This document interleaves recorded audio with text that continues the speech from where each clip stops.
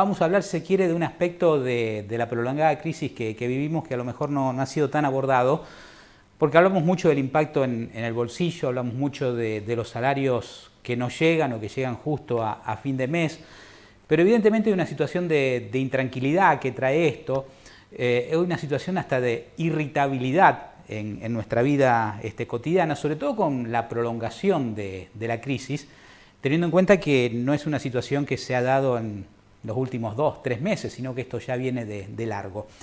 Hay un estudio que data del año 2023, hecho por esta persona que tenemos con nosotros en línea, que es Carolina Garófalo, de la Universidad Católica Argentina, becaria del CONICET, que entiendo que si bien el resultado es del año pasado, si uno lo prolonga a este año, hasta lo que se dijo podría hasta ser un poco peor. Y es un poco el impacto en la salud mental de los argentinos a propósito de la crisis. Carolina, gracias por estar con nosotros y por este ratito.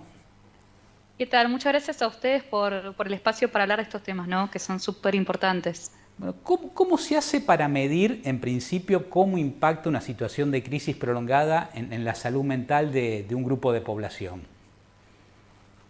Bueno, en nuestro caso en particular, a nosotros nos interesa lo que es el malestar asociado a cuestiones de contexto, ¿no? Y de situación social. Entonces trabajamos con el malestar psicológico, ¿sí? Que incluye sintomatología ansiosa y depresiva y es una serie de preguntas, en este caso son 10, que nos dan un índice, una foto de la situación de salud mental, ¿no? Bueno, ¿y qué pasa con nuestra salud mental? Porque evidentemente son situaciones que uno a lo mejor no las aborda y se da cuenta que está irritable, que está nervioso, que no puede dormir, que está todo el día pensando en cómo llego a fin de mes. ¿Cómo afecta eso a nuestra salud mental? Bueno, por supuesto que está asociado a cuestiones de contexto, ¿no?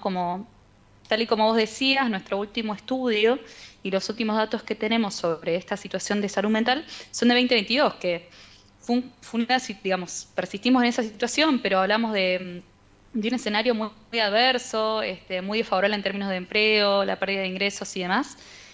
Y bueno, vemos que en particular en este año fue, en los últimos 10 años, el valor más alto de malestar, ¿no? Entonces, bueno, es algo muy importante de visualizar y compartir, ¿no? Uh-huh.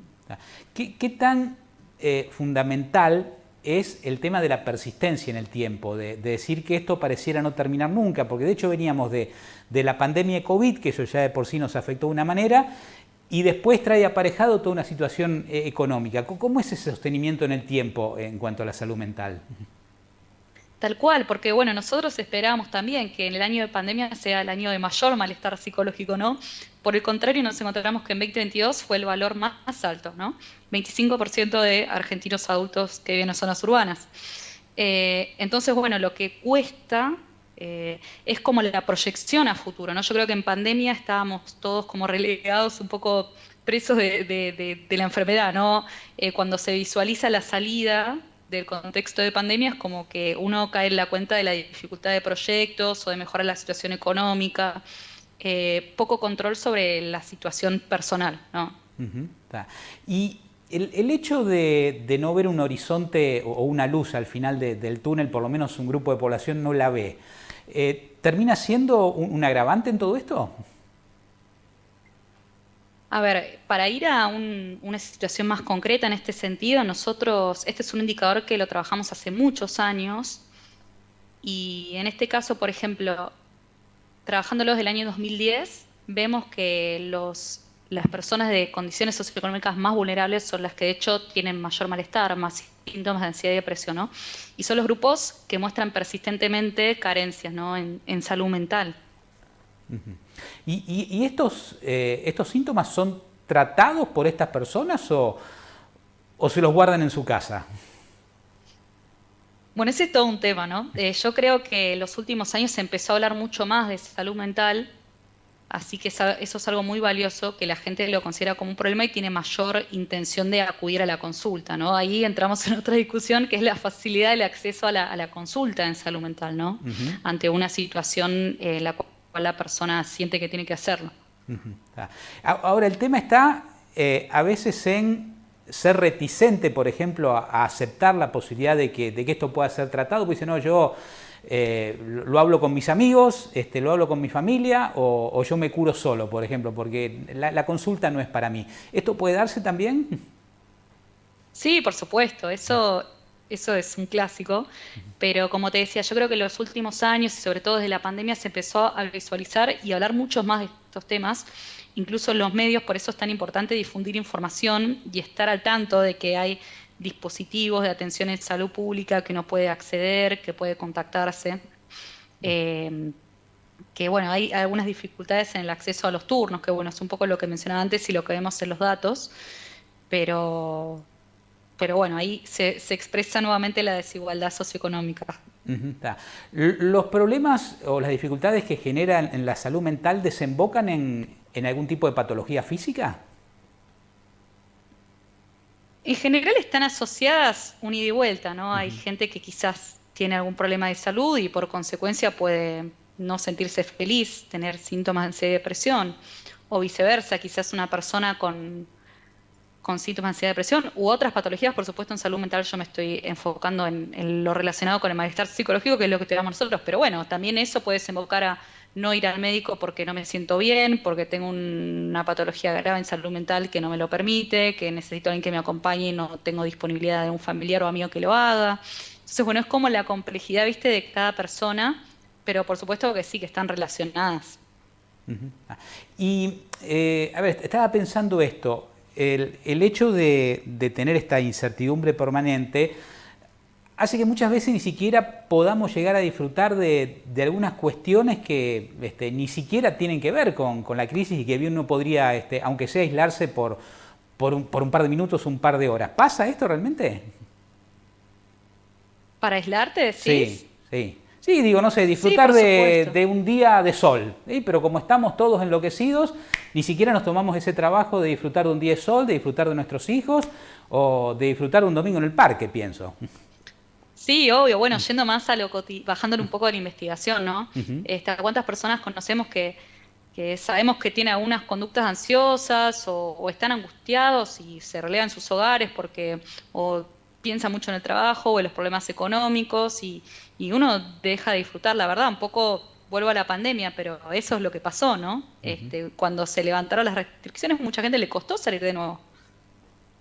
Está. Y, a ver, ¿de qué síntomas, por ejemplo, estamos hablando? Para que la gente se dé cuenta, a ver, esto me está afectando mi salud mental. ¿Qué 3 o 4 síntomas uno puede explicar que se pueden estar produciendo? Por ejemplo, desde el estado anímico, bueno, no, sentirse triste, sentirse desganado, tener una mala calidad de sueño, no dormir bien, em, sentirse triste, pero a tal punto que uno no puede hacer sus actividades cotidianas o no tiene ganas de hacerlo o las pone de sobremanera, este, mm, dejar de hacer algunas actividades que a uno le gustan también, ¿no? Bueno, ¿qué pasa? Si esto me gusta, ¿por qué no tengo ganas de hacerlo, ¿no? Entre muchas otras, ¿no? Uno tampoco puede, con una pregunta, esto para que se queden tranquilos, ¿no? No es que ok, me siento triste, no es que tengo diagnosticado algún trastorno, ¿no? Pero bueno, es importante prestar atención a esas cosas y darle importancia, porque es tan importante como la salud física. Está. Y obviamente esta incertidumbre permanente nos lleva, si se quiere, a estar pensando todo el día y dando vuelta en el asunto, cómo hago para solucionar tal cosa, cómo hago, que no sé, para llegar a fin de mes, cómo hago para rendir la plata. Y eso nos ocupa un espacio en nuestra mente que nos empieza a generar una serie de problemas.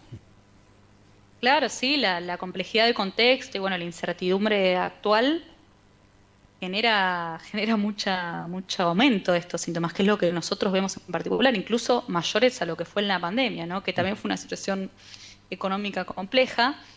También, bueno, para mencionar que se acentúa también en algunos grupos que son los que tienen mayor necesidad, por ejemplo, de salir a trabajar o mayor responsabilidad familiar o de sostener un hogar, en particular en las mujeres, ¿no? Y de edades medias que son las que por ahí tienen hijos o están armando su hogar y demás, son las que tienen mayor malestar también, ¿no? Asociado a esta condición económica de necesidad.